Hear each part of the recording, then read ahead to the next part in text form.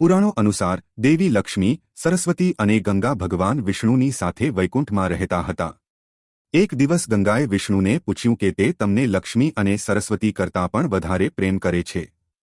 આ સાંભળીને સરસ્વતી અને ગંગા વચ્ચે ઝઘડો થયો. વિષ્ણુએ વૈકુંઠ છોડી દીધું અને લક્ષ્મીએ તેમને શાંત કરવાનો પ્રયાસ કર્યો, પરંતુ સરસ્વતી ગુસ્સે થઈ ગયા અને લક્ષ્મીને નિર્જીવ છોડ બનવાનો શ્રાપ આપ્યો. આ પછી સરસ્વતીએ ગંગાને શ્રાપ આપ્યો કે તું નદી બનીને પાપીઓના પાપનું હરણ કર. ગંગાએ ક્રોધમાં સરસ્વતીને પણ શ્રાપ આપ્યો કે તેણે પણ નદી બની જશે. જ્યારે વિષ્ણુ પાછા ફર્યા ત્યારે તેમણે દેવીઓને સમજાવ્યું અને કહ્યું કે તેઓ કળિયુગના 10,000 વર્ષ પછી સ્વર્ગ પાછા આવશે. લક્ષ્મી તુલસીનો છોડ બનશે અને ગંગા, સરસ્વતી અને લક્ષ્મી પોતપોતાના રૂપમાં પૃથ્વી પર દેખાશે.